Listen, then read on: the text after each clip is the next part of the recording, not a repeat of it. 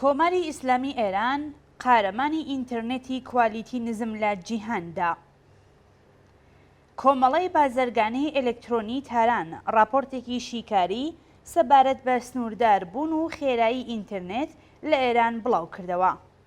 ئەم راپۆرتە لە ڕۆژنامەکانی سەر لە بەیانی ئەمڕۆ 27 گەلاوێژی تاراندا چاپ و بڵاو کراوەتەوە. لەم راپۆرتەدا هاتووەکە کوالیتی ئینتەرنێت لە ئێران لە دۆخێکی قێراناویدایە. لە نێوان 100 وڵاتدا دوای میانمار ئێران لەباری نزمی کوالیت و سنوورداربوون و خراپی ئینتەرنێتەوە لە پلەی دووهەمی جیهاندایە. ئەم راپۆرتە هەروەها جەختی لەوە کردوێتەوە کە ئینتەرنێتی ئێران یەکێکە لە 5 خاوترین ئینتەرنێت لە جیهاندا. ئەمە لە حاڵێکدایە کە مەجلیسی ئیسلامی کۆتوبەندەکانی هەتا ئێستای پێبەست نەبووە و پلانێکی نوێ بۆ فلتەرکردنی زیرەکی تۆڕە کۆمەڵایەتیەکان خستووەتە دەستوری کاری خۆیەوە. کاربەدەستانی کۆماری ئیسلامی کە ئەمڕۆ بۆ ڕزگارکردنی بەلەمە تێکشکاوەکەیان لە نقمبوون پەنا بۆ هەر ڕێگایەک دەبەن، ئەوانە زۆر باش دەزانن کە ئەم جۆرە پلانانە هیچ ئاکامێکی لێ ناکەوێتەوە.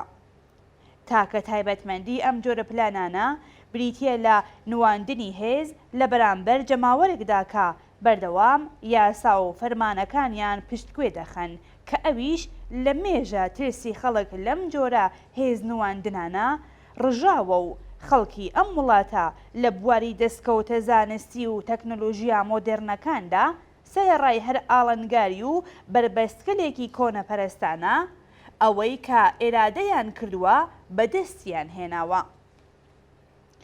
دژایەتیکردن لەگەڵ دیاردە مۆدێرنەکان دیاردەگەلێکی کە دەستکەوتی جیهانی مرۆڤایەتین و دەرگای مەعریفە و پێشکەوتن بەڕووی خەڵکی ئێراندا دەکەنەوە، جگە لە شکستێکی حتمی هیچ دەرەنجامێکی دیکەی نابێت.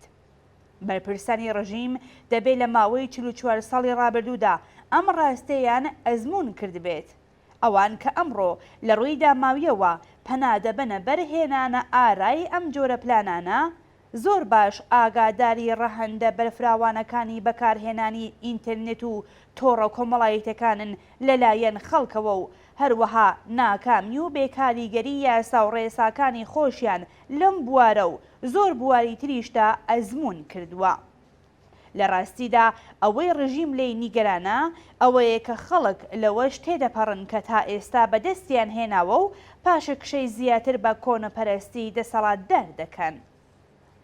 ئەگەر بگەڕێنەوە بۆ پاشخانەی خۆڕاگری ڕژیم لە دژی تەکنۆلۆژیای میدیایی مۆدێرن، ئەومان بۆ دەردەکەوێت کە ئەم ڕژیمە چۆن بە بەڕێوەبردنی توندوتیژەیەکی گەلێک زیاتر لەوەی کە ئەمڕۆ بەکاری دێنێت لە دۆخێکدا کە خەڵک لە ڕووی ئاستی خەبات و هاوسەنگی هێزەوە بە بەراورد لەگەڵ ئەمڕۆ لە هەلومەرجێکی نالەبارتریشتا بوون، هەوڵەکانی لەگەڵ شکست و ناکامی بەرەو ڕووبووەتەوە و هەموو جارێک سەری لە بەرد کەوتووە. هەمومان چیرۆکی قەدەغەبوونی ئامێری ڤیدئۆ و هەڕەشە و گوڕەشەکانی ساڵەکانی پێشووی ڕژیممان لەبیرە. ئەنجامەکەی چی بوو؟ لە گەرمەی ئەم ململانەیەدا ئێران بە پێی ڕێژەی دانیشتوانەکەی لە ڕیزبەندی زۆرترین بەکارهێنەری ئامێرە ڤیدیۆیی و وێنە ڤیدیۆیەکان لە جیهاندا بوو. لە کۆتاییدا نەک هەر ئامێری ڤیدئۆ بەڵکو و ڤیدئۆ کلوپەکانیش بە ئاشکرا خۆیان بەسەر ڕژیمی ئیسلامیدا سەپاند. پاشان سەردەمی بەکارهێنانی سەتەلایت هاتە ئاراوە. کۆماری ئیسلامی ئێران بەو پەڕی تواناوە ڕێگری کرد لە هاوردەکردن، بەرهەمهێنان، فرۆشتن و دانانی. یاسایی تایبەتیان بۆ پەسەند کرد. خەڵک بەهۆی هەبوونیەوە سزای زیندانیکردنیان بەسەردا سەپێنرا و غەرامەکران.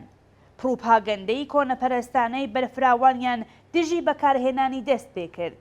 پۆلیس و هێزی ئینتزامی بە مەبەستی تێکشکاندن و لەناوبردننی سەتەلایتەکان هێرشیان کردە سەر ماڵی خەڵک و هەرچی لەم پێناوەدا لە دەستیان هات کردیان.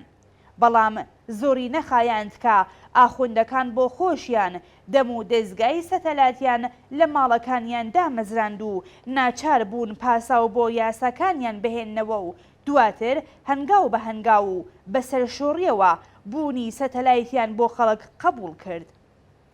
ئەمڕۆ ئاماری فرۆشتن و بەکارهێنانی ئەم کەرەستە میدیاییە نوێیە لە ئێران بەپێی ڕێژەی دانیشتوانەکەی لە زۆرێک لە وڵاتانی جیهان کە هیچ قەدەغە و بربەستێکیان لەم بوارەدا نەبووە زیاترە.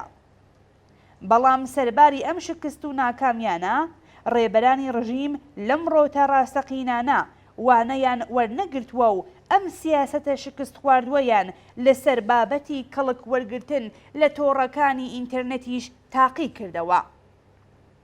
سەرەتا ڕێگەیان بە دامەزراندنی ئەو کۆمپانیا تایبەتانە نەدا کە خزمەتگوزاری ئینتەرنێتیان پێشکەش دەکرد. دواتر نرخی بەکارهێنانی ئینتەرنێتیان گران کرد و هاوکات خێراییەکەشیان کەم کردەوە و یاسای تایبەت بە تاوانەکانی ڕایانەیان لە پەرلەمان دەرکرد، بەڵام هیچ ئەنجامێکی نەبوو.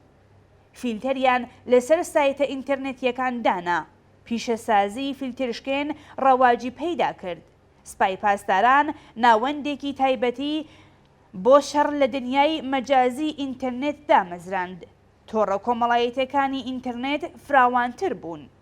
ئەمڕۆ بەهۆی فراوانبوونی ڕەوتی بەجیهانی بوون و ئەو شۆڕشە مەزنەی کە لە بواری پەیوەندی و پێشکەوتنی تەکنۆلۆژیای زانیاریدا ڕووی داوە و هەروەها بەهۆی گەشەی هۆشیاریەوە کەلێنی فەرهەنگی نێوان خەڵک و حکوومەت و ئایدۆلۆژیای دەسەڵاتی ئیسلامی کە لەسەر بنەمای دەستورە ئیسلامیەکان دامەزراوە ڕۆژ بە ڕۆژ خەریکە قوڵتر دەبێتەوە. واقعیەت ئەوەیە کە ڕژیمی کۆماری ئیسلامی لە بوارەکانی بەرەوڕووبوونەوە لەگەڵ دیاردە مۆدێرن و ئەمڕۆیەکان ڕەواجپێدان بە فەرهەنگی ئیسلامی، زاڵکردنی ئەخلاق و شێوازی ژیانی جێگا مەبەستی خۆی بەسەر کۆمەڵگەی ئێراندا هاوکات لەگەڵ بوارەکانی ئابووری و سیاسی و پان ئیسلامیزمدا شکستی هێناوە و لە بواری پرۆژەی حکوومەتی ئیسلامیدا هیچ شتێک نەماوە بۆ پێشکەشکردن. کرێکاران و کۆمەڵانی خەڵکی خەباتکار و لاوانی پڕجۆش و خرۆشی ئێران ئەم شکستانەی ڕژیم دەکەن بە بەستێنی فراوانکردنی خەبات و تێکۆشانی خۆیان بۆ شکست پێهێنان و ڕووخاندنی شۆڕشی کۆماری ئیسلامی.